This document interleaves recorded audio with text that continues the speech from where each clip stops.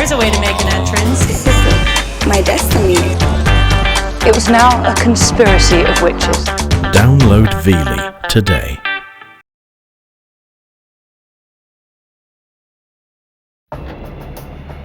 A day that began with a class field trip ended with a parent's worst nightmare.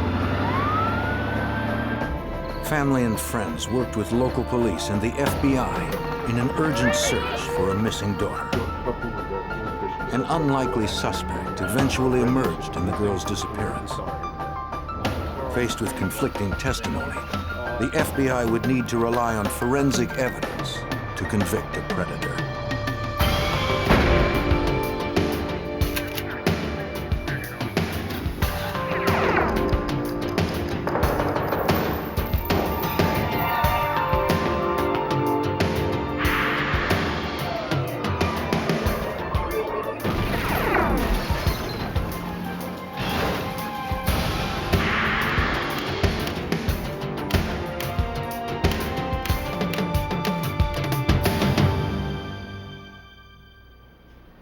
The parents of 11-year-old Brittany Martinez knew their daughter was no runaway. But that was all they knew. Something had happened to her, something terrible. When they failed to find Brittany in their quiet Illinois neighborhood, they called the police. I'm Jim Kallstrom, former head of the FBI's New York office. The FBI was soon brought in to grapple with conflicting witness reports, false leads, and a lack of clues. Agents wouldn't stop until they found Brittany and the truth.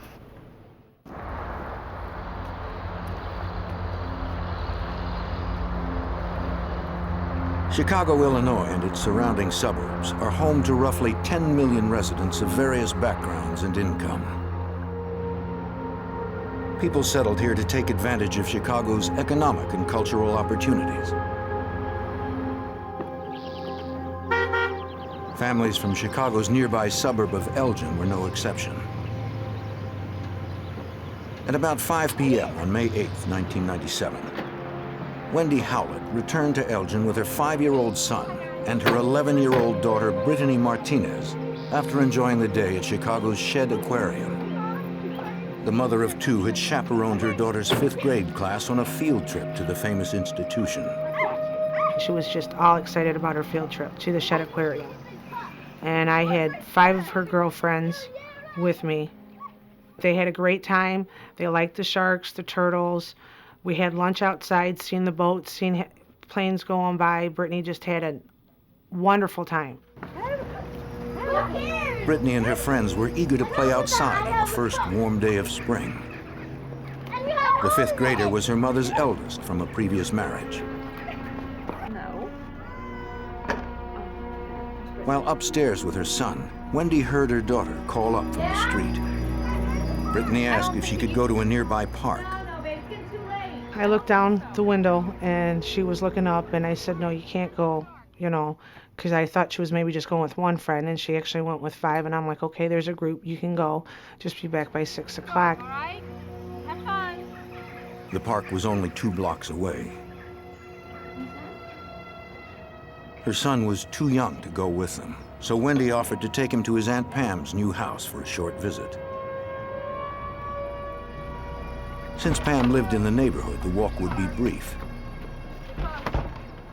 On the way out, Wendy left Brittany a note, then bumped into her downstairs neighbor. She told him that if he saw Brittany return before 6 o'clock, her daughter had 2 options: wait for her mother upstairs or come to her Aunt Pam's house alone.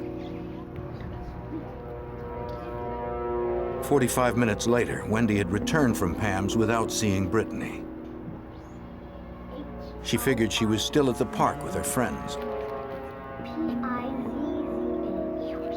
Wendy fixed a quick meal for her son while she waited for her brother to pick her up for work. At about 20 after 6, her husband, Scott Howlett, came home from his job. Scott would watch the kids when Wendy worked part-time in the evenings with her brother as a custodian. And he walked in and I said, well, I got to go to work now. Brittany's at the park with her friends. And he looked at me and said, no, she's not. Her friends are outside. Wendy's heart sank. She went to the window to check with Brittany's friends. And they all looked up at me and said, she went on her bike to Aunt Pam's house, to where you are. I said, well, I'm home. Have you seen her since? They're like, no. Brittany's friends said they'd returned from the park a little while ago. Wendy called her sister-in-law, Pam.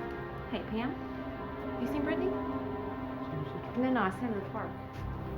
About half an hour ago. But Brittany had not shown up yet. The family went off in search of her. It wasn't normal for Brittany not to call me. From like 6 to 6:30, I'd normally know where she's at. So that was unusual to begin with for my daughter not to be in contact with me. It also wasn't like Brittany to be out alone. In a few hours, it would be dark. My husband left to start searching on foot, thinking maybe she could have been at this park still, on the way to Aunt Pam's or something. We didn't know. When we didn't find her by like 8 o'clock, a mother's instinct, I knew there was a problem. Wendy called 911. Elgin patrol units were immediately dispatched. Sergeant Robert Beater of the Elgin Police Department was a detective at the time. He knew that when police respond quickly, they usually find the minor unharmed. Anytime we receive a phone call regarding a missing child, we take it pretty seriously. Initially, we make contact with the people who call us. In every case, we normally search the residence, the person's residence, inside, just in case, to cover the bases in case the person is hiding under the bed or in a closet, and that's happened in the past. That wasn't the case with Brittany. Wendy told officers that her daughter was last seen wearing jeans, a blue t-shirt, yellow socks, and white sneakers. Police had to consider the possibility that Brittany had simply run away. They started asking me about my daughter, and they're like, well, are you sure she's not at her friend's house? I said, the friends she would have been at, they're right there. They started asking me, are you sure she didn't run away? Was she angry? Was she mad? I'm like, no, we had an awesome day all day. She was with her friends, and it's not like my daughter not to notify me this long. Investigators next questioned the Howlett's downstairs neighbor.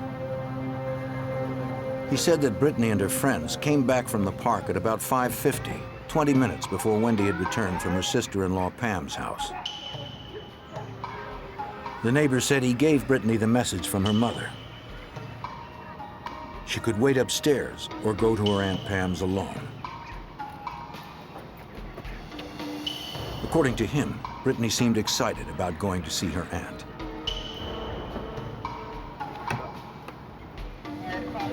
Five minutes later, the 23-year-old neighbor said he was inside his apartment when he heard Brittany struggling to drag her bicycle up the basement stairs. He went out to give the 11-year-old a hand with her bike. Once they were on the street, Brittany thanked him and rode off toward her Aunt Pam's house. The neighbor never saw her after that.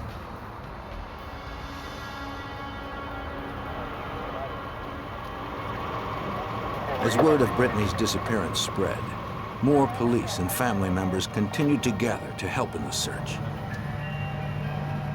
At around 9 o'clock, Wendy's younger brother, Eddie Milka, pulled up.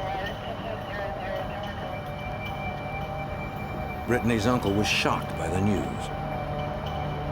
He told his worried sisters that he had also seen Brittany outside the apartment at around 6 o'clock when he had stopped by to pick up Wendy for work. He'd gone to work alone when he learned Wendy wasn't home. Milka said he would go to search for his niece at the park. Investigators continued to question people who lived close by, hoping someone had seen something that could point them in the right direction.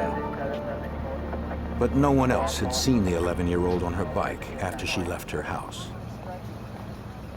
Neighbors were reporting no type of disturbance or any unusual activity in the neighborhood. It was a very nice day, kids out playing. There was just no signs of her being taken from the scene by force. So we were very concerned. Brittany! The searchers fanned out in every possible direction the fifth grader could have wandered. They began in the park where Brittany and her friends had been playing.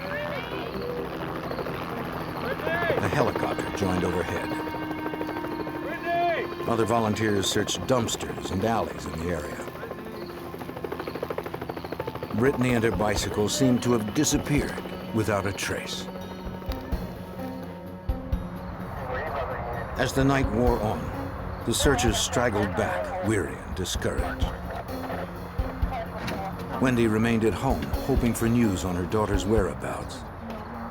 During that search, I wanted to go out and help search, and they advised me that I should stay home just in case she called, or maybe it could have been a ransom or whatever.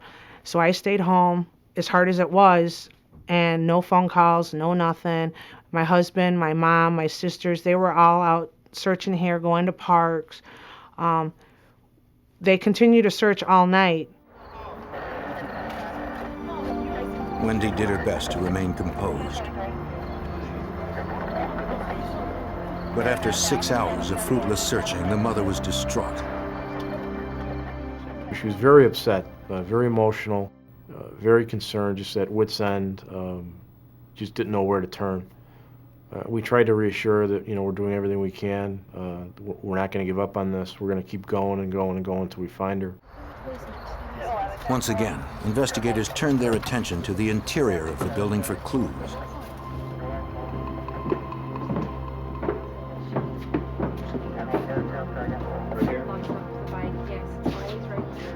In the basement, they were surprised to find Brittany's bike. The chain was unsecured. It wasn't like Brittany to leave it unlocked. So, you heard it? Or heard her bring The bike was Brittany's prized possession. The neighbor told police he never saw Brittany return after she rode off. So you hear her come down the steps normal. Investigators believe that the bike must have been returned before 6:20 when Scott Howlett, Brittany's stepfather, came home from work. Hoping for a lead, several officers returned to the station to search the database. Illinois state law requires that all convicted child molesters register with the local police. Investigators sought past offenders whose records might point to a likely suspect. Obviously, your number one concern would be if there's anybody in the area that could be prone to this type of behavior, taking a young child. So we naturally assume, let's cover the base with sex offenders. They discovered that a registered sex offender was known to reside a few blocks away from the missing girl's apartment. Local officers knew the man was currently homeless and lived in his van. They also knew where he usually parked at night.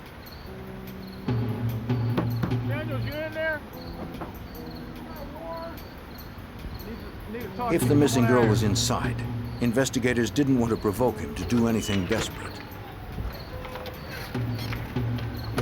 Brittany was not there. Nothing inside indicated Brittany had ever been in the van. He claimed to have no knowledge of the missing girl and gave the detectives an account of his activities that day.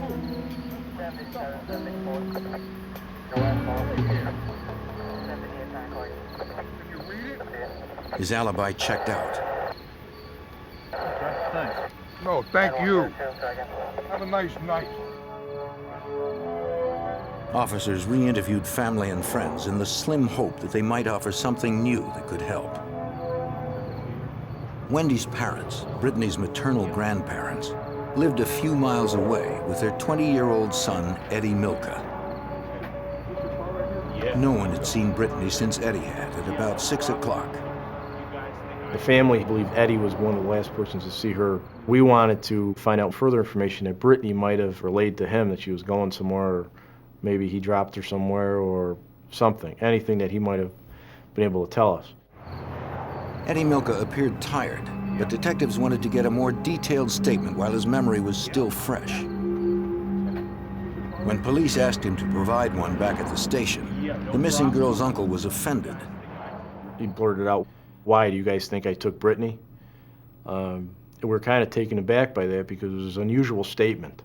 We weren't accusing him of anything, we're just asking for his help. Despite the offense and the late hour, Eddie agreed to talk to them at the station. Anything to help investigators locate Brittany. Mind if we take a look in your car? Sure. He also allowed police to search the car he'd been driving to quell whatever suspicions they may have had.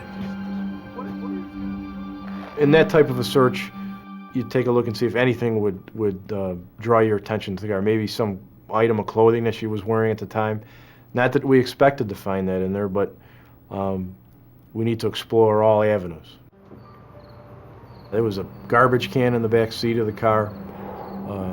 There was a vacuum cleaner in the trunk of the car. And that didn't surprise us because Wendy had told us that that's what they do. She and Eddie clean places at night generally. Eddie accompanied the police to the station. Detectives hoped he'd have the answers they needed to find his missing niece. Brittany Martinez was still out there, somewhere, and investigators didn't know if she was dead or alive. In the early morning hours of May 9th, 1997, Wendy Howlett's 11-year-old daughter, Brittany Martinez, had been missing from her Elgin, Illinois home for almost 11 hours. Extensive searches and interviews through the night had turned up no trace of the missing girl. Desperate, Wendy Howlett reached out to the community for help. We called the Polyclass organization. They sent us information and what to do and what procedures to follow to get her picture on the internet for those missing and exploited children. We started calling any of the news channels to see if they can get her picture on TV, to see if someone maybe seen her. If one news station said no, we called the next one. Chicago morning news programs broadcast appeals to the public to be on the lookout for the brown-haired 11-year-old. Authorities set up a hotline, hoping for the call that would lead them to Brittany. Like many in the community, Elgin Police Detective Robert Beater was deeply troubled by the case.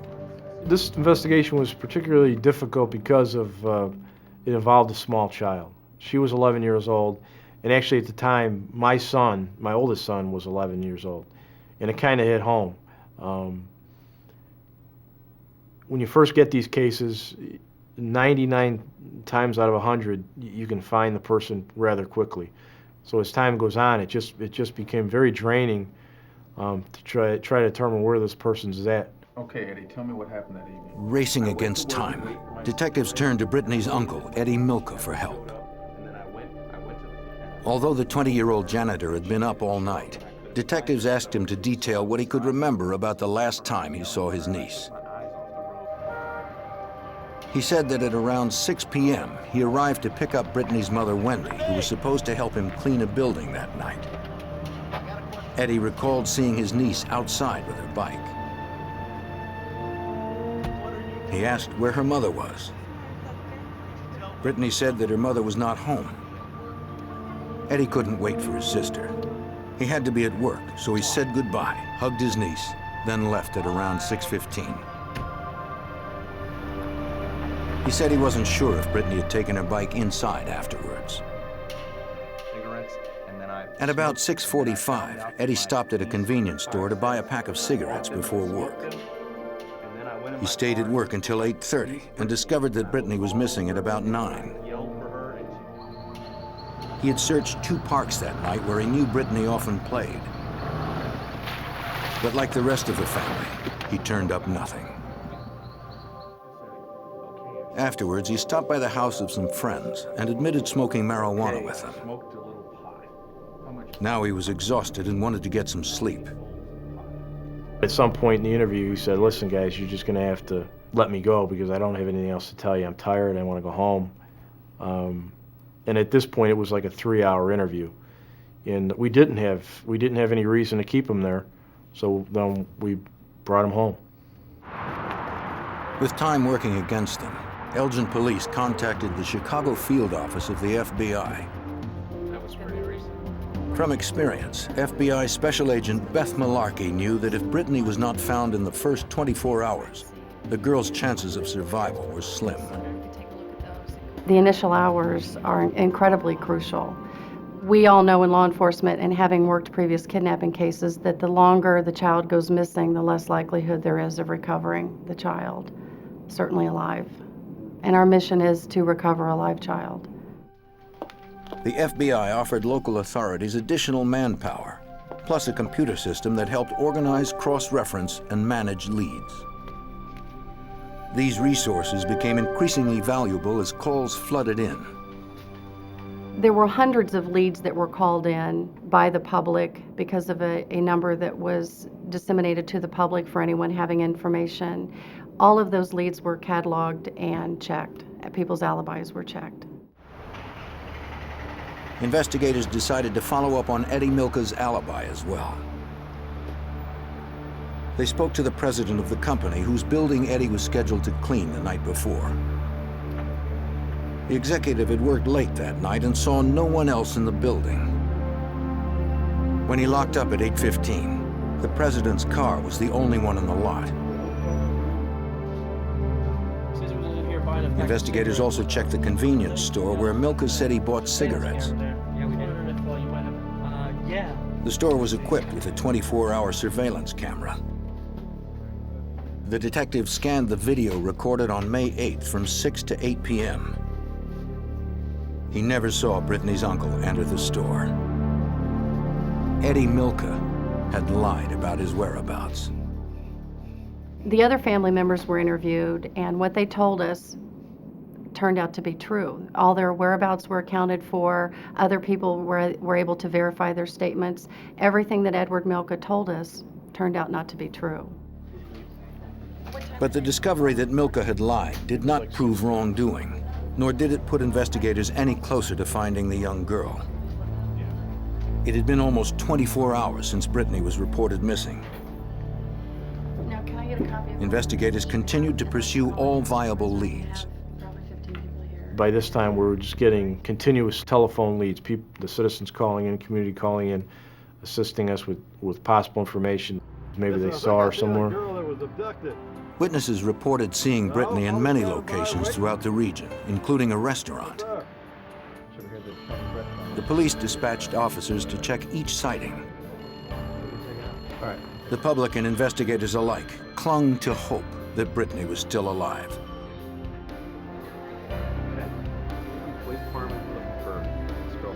Each time officers responded, they were disappointed. Police found only conflicting stories and unconfirmed accounts. By the end of the first day, investigators were forced to consider the possibility that they were no longer looking for a live victim. May 10th, 1997, marked the second day that Elgin, Illinois police and the FBI searched for missing 11-year-old Brittany Martinez. Since Brittany had now been missing for over 36 hours, the possibility that she had met a violent end became more likely. The last person to have seen her was her uncle, Eddie Milka. Elgin detective Robert Beater could not eliminate Milka as a suspect. Eddie Milka was always a question. It was always a question on his behavior. It was always a question on his statements that he told us. And all the other leads that we were getting in, they were quickly resolved. But no one had seen Milka talking to Brittany outside her home, as Milka himself had claimed. Thanks. Elgin police detective Brian Gorkowski realized that unless Brittany or her body was recovered, investigators had no physical evidence that she'd been harmed. We suspected that this was a kidnapping maybe at some point or a child abduction, but again, we had no tangible things to say, this is a murder. We had no body. We had no smoking gun, if you will. That was very difficult for me. On the morning of May 10th, Detective Gorkowski received a page from Brittany's mother, Wendy. She said that her brother, Eddie Milka, wanted to talk to police again. We wanted to re-interview Eddie Milka. We wanted him to come in and talk to us voluntarily, and if he did do that, we wanted as much information about his background, his past, as we could gather. So we were very pleased that she did give us this background. Wendy Howlett described Eddie as slow. He had attended a special high school for the learning disabled. As far as she knew, Eddie had few friends and no girlfriends. Investigators met with the 20-year-old in the police department's family interview room. Feel all right? Okay, yes. They asked him what he wanted to tell them. The detectives were pleased by Eddie Milka's response. Milka told us he had lied. I mean, initially, right off the bat in the beginning of this conversation, and that he was now going to tell us the truth. Well, at that point, I got a little excited because I like when someone I'm going to interview tells me they lied. Because at that point, I know that we can get everything behind us. We can start getting the truth out. We can be open. There can be some honest dialogue between the two of us. He admitted that when he saw Brittany, he was under the influence of marijuana. But he maintained that he had left his niece in front of her apartment at about 6:15 when he drove off to work. Milka told detectives that when he pulled into work, he saw his boss's car and wanted to avoid him since he was high. He claimed that he didn't enter the office building until 8:15 when his boss left. Detectives knew this version couldn't be true. We confronted him with the workplace lie. You weren't in the workplace at 8:15 p.m. We know that because the owner said there was no one inside that business when he had left. Milka told us, you know, you might be right. There may be some time difference here. But Milka didn't elaborate. If he knew where Brittany was, he wasn't forthcoming.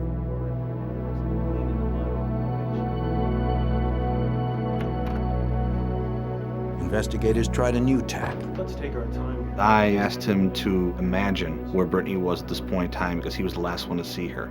He began to rub his temples, he closed his eyes, and then he said she was in Elgin, then she was near Elgin, that she was cold and wet. He continued to reiterate that constantly. We asked if she was breathing. He said that she was not. We asked if she was bleeding. He told us no, she wasn't bleeding. Milka asked for a cigarette. I know she's dead.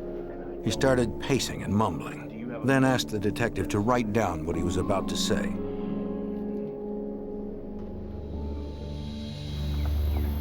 Milka claimed he was having a vision of Brittany in an old gray car with two men who were drinking beer.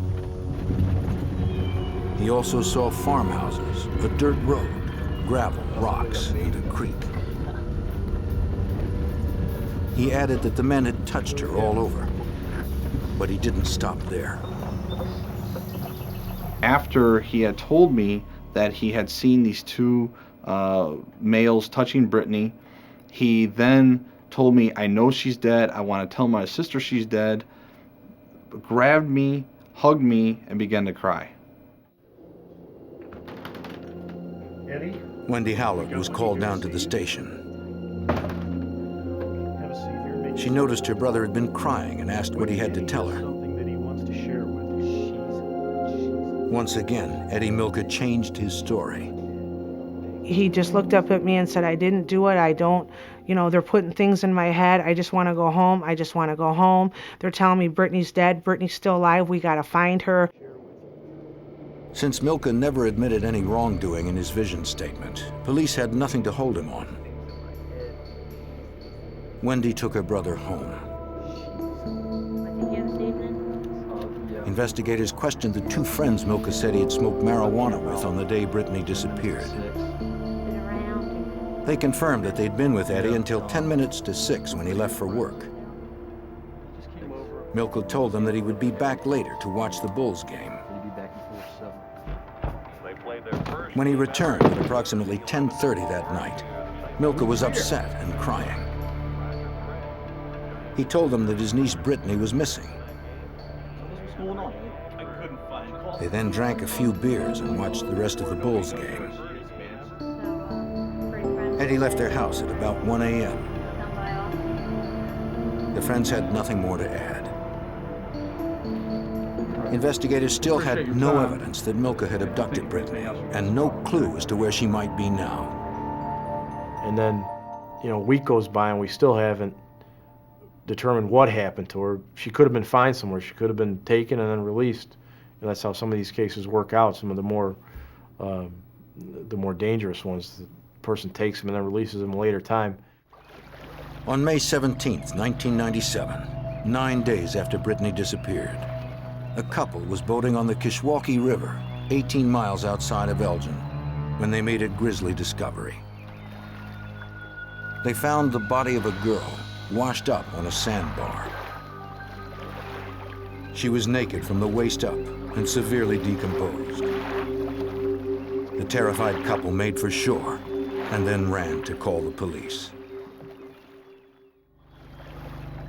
On May 17th, 1997, 9 days after 11-year-old Brittany Martinez was reported missing from her Elgin, Illinois home, a young girl's body was discovered 18 miles away in the Kishwaukee River. Lieutenant Gene Lowry of the McHenry County Sheriff's Department investigated.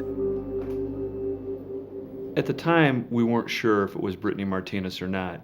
I knew from screening the missing cases that come through our jurisdiction at the Sheriff's Department, we didn't have any missing females that would be within that age range. So we began to look outside of our jurisdiction and other police agencies to determine what, if any, missing persons might fit that description. The nearby Elgin police and FBI were called in to determine if the dead girl was Brittany. FBI Special Agent Beth Malarkey believed they had finally found her. Those of us who were involved in the investigation and knew the description of Brittany, what she looked like, what her hair looked like, the clothes that she was wearing when she was missing. Although the body that was found on the sandbar was missing a t-shirt, the rest of it very much resembled Brittany Martinez. The dark hair, the blue jeans, the socks, and the tennis shoes that she was wearing. It was impossible to visually identify the victim or to immediately determine how she had died. Investigators could see no external wounds. Long time. They believed she had likely been killed elsewhere than dumped in the river. Too much. You know, what A little bit. The mood amongst the investigators was grim. It just became very sad because the reality of having a dead child and the investigation changing from a missing child to possibly a murdered child changed the whole tone of the investigation. The surrounding area struck Detective Brian Gorkowski as similar to the place Eddie Milka had described earlier in his vision statement. The scene of the Kishwaukee River at that point seems more like a creek or a small body of water, not necessarily what you would picture a river to be. There were rocks, there was dirt roads in the area, there was farmhouses. The landscape very much depicted what Eddie had told me in the vision statement. To confirm that Milka's vision statement was not a coincidence, they needed proof that could link him to this location. The FBI's evidence recovery team, specialists in crime scene forensics, were called in. It was the same unit that sifted through the debris of Pan Am Flight 103 and the Oklahoma City bombing. The ERT is very highly trained and professional and organized in how they conduct crime scene searches. And because this looked like a murder investigation at this point, every piece of evidence was going to be extremely important. The forensic technicians took soil, water, and plant samples, as well as samples of the insects that had colonized the body. Based on the development of these larvae, scientists determined that the victim died no later than 2 p.m. on May 9th, the day after Brittany disappeared. That night, Wendy Howlett prayed it wasn't Brittany. I still was trying to keep hope that it wasn't my daughter. And I was hoping it was no one else. It was someone's little girl, but I was hoping it wasn't mine. 2 days later, dental records confirmed that the remains were, in fact, those of Brittany Martinez. A forensic pathologist determined that she had died of asphyxiation. 2 strips of tape were removed from her face and mouth. a large bruise with scalloped edges was found on her cheek. To investigators, it resembled a bite mark. The examiner noted that Brittany's jeans were only half zipped and her underwear was on inside out. He found 2 lacerations on the hymen.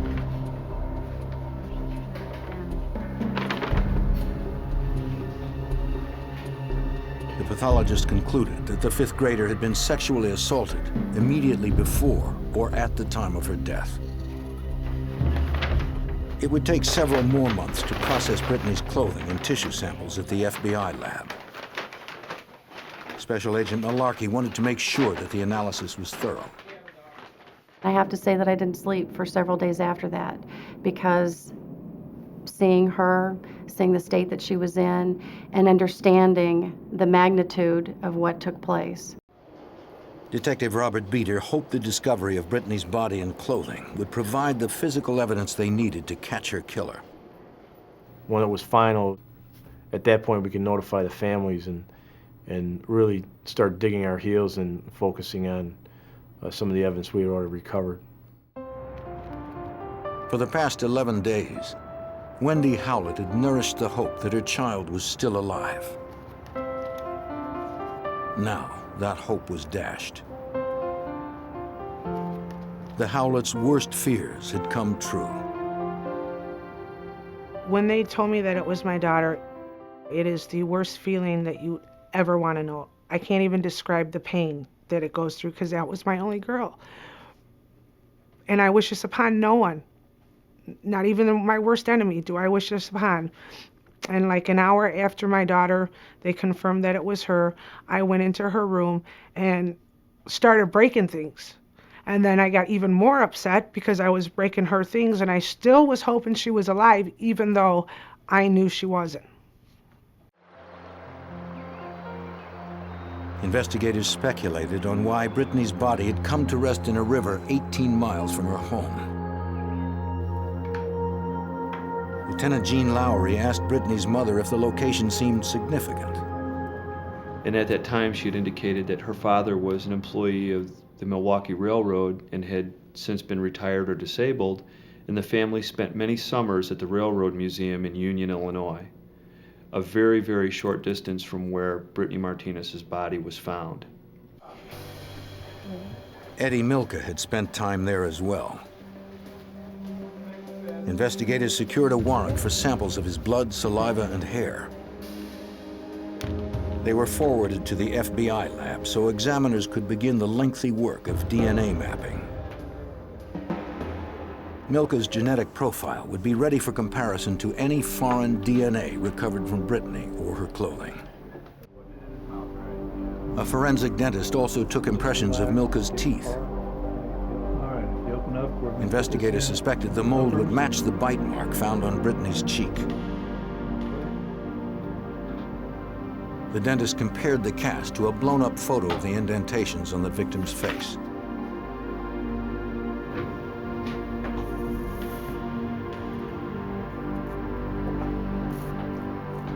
The two appeared to match.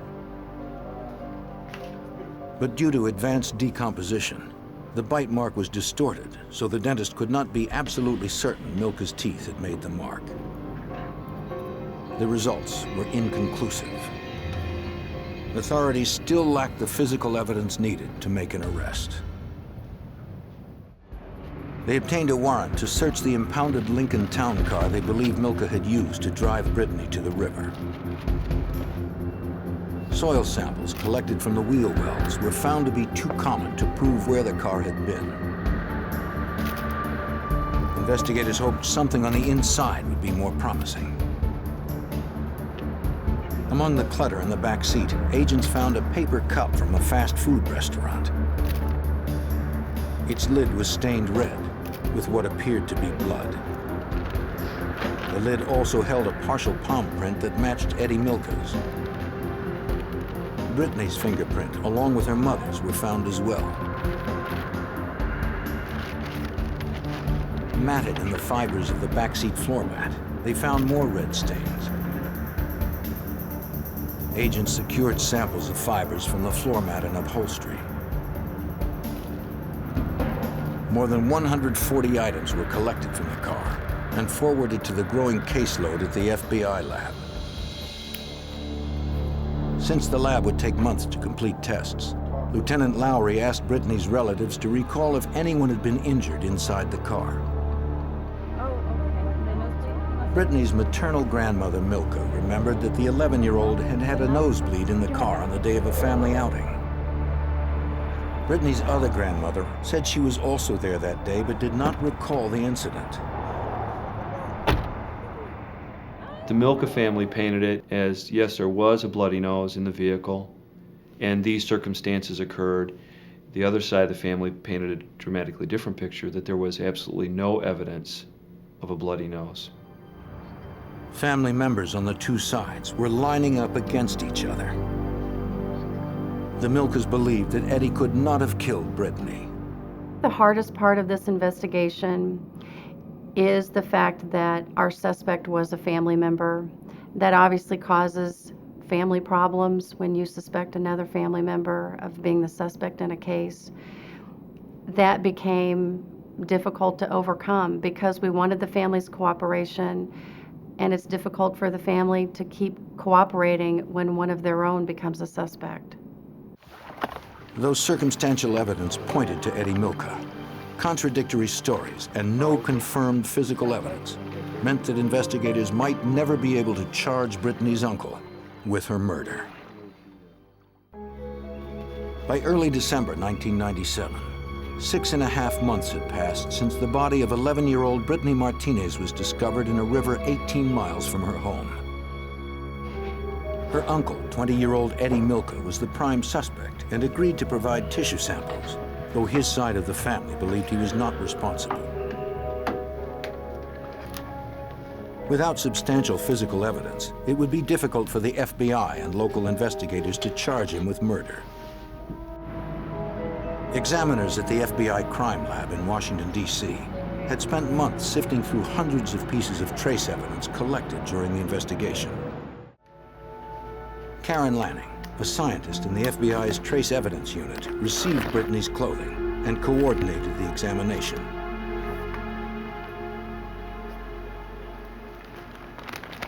The evidence was processed in one of our scraping rooms, which is a room where we put the items of evidence. Victims and suspects are kept separately. Items from a scene are in a separate room so that we're not contaminating anything.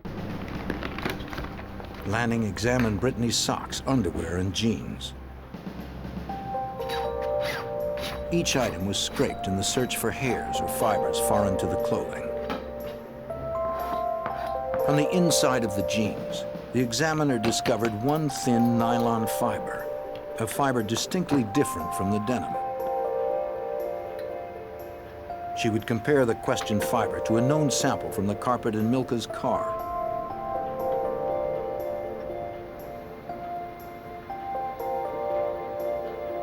The fibers matched. In 4 additional tests, her results were the same. Investigators theorized that Brittany had been in Milka's car with her jeans removed, since the carpet fiber was found inside of her jeans. But the fiber match alone was not enough to prove the theory, since that type of fiber was common to many cars. I couldn't say the fiber came from that carpeting as opposed to another carpeting just like it. So if there were 2 cars that were the same, I can't say it's from car A versus car B. Investigators hoped the remaining evidence would prove more conclusive. Special Agent Melissa Smers, chief of the Mitochondrial DNA Unit 2 at the FBI laboratory, was a serology and nuclear DNA examiner at the time. It was her task to determine if any of the victims' or suspects' fluids were present on the evidence. She found Brittany's clothing too contaminated to test. Brittany had been dead for approximately 9 days before she was found. Because of that, she had started to decompose, and the clothing that she had on her showed evidence of that decomposition. Agent Smers instead focused on the red stains found on the fast food cup and carpet taken from Milka's car. She determined that the stains were human blood. through DNA testing, she'd find out whose. The examiner compared known samples of Eddie Milka's and Brittany's DNA to that found on the cup and carpet. Agent Smers concluded that the blood in the car had come from Brittany. The probability that someone else had bled on the cup was at least 6.4 million to 1. It was enough to issue a warrant for Eddie Milka's arrest. On December 18, 1997, over 7 months after Brittany disappeared, Eddie Milka was charged with murder, aggravated kidnapping, and predatory criminal assault of a child. His arrest took his sister Wendy Howlett by surprise. I not only lost my daughter, I am now losing my brother to something I know he didn't do, and I was more stunned and in shock than anything that, you know, this can't be happening. This nightmare's got to end somewhere. In order to protect her brother, Wendy Howlett said that it was unlikely that Eddie would have driven to the river in McHenry County since he had never been there before. She told Lieutenant Gene Lowry that the railroad museum the Milkas went to as kids was not in that area as she had previously stated. Wendy began to change her story for whatever reason and backed off on that statement. That, again, forced us to re-interview her and try and determine, you know, where she was in regard to that statement, because it would be key in determining what the connection was to McHenry County. James McAuliffe of the McHenry County State's Attorney's Office knew the trial would be difficult. Two of the key witnesses, Eddie's sister Wendy and Eddie's mother, would testify on the suspect's behalf. I have those expert reports. We had to impeach some very sympathetic people for whom our hearts went out, but we had no alternative because they had changed their story so much. So we had to, in effect, attack our own witnesses and members of the family who had suffered such a terrible loss. It made it extremely difficult for us. It made it extremely difficult for the Milka and Howlett family and all the members who testified. On April 21st, 2000, nearly 3 years after Brittany's death, the case of the state versus Edward Milka went to trial. The prosecution called more than 50 witnesses. In closing arguments, prosecutors told the jury how they believed the murder had taken place. They believed Eddie Milka had helped Brittany return her bike to the basement. In her haste, she left it unlocked, but took the cup she'd carried since coming home from her field trip. In the past, Brittany had sometimes accompanied her mother and uncle on cleaning jobs to help pay for the bike she loved so much. The prosecution believed Eddie drove to a nearby forest preserve after he saw his boss's car parked at work.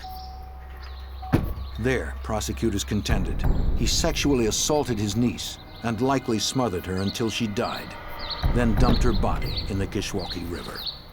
The defendant, Edward Milka. The jury was not convinced Eddie Milka had planned to kill Brittany. When the jury retired and they came back, they entered a finding of not guilty on the first-degree murder. They felt that he had not intentionally murdered his niece. Felony murder. On the second charge of murder while in commission of a felony sexual assault, the jury found Edward Milka guilty. Many investigators, including Lieutenant Lowry, sympathized with Wendy Howlett's loss. The verdict provided little comfort to her family. This is a tragedy, a human tragedy. There's no other way to cut it. As a father, I can tell you, if I had to experience this, I don't know if I could survive it. So for her as a mother, my heart goes out to her.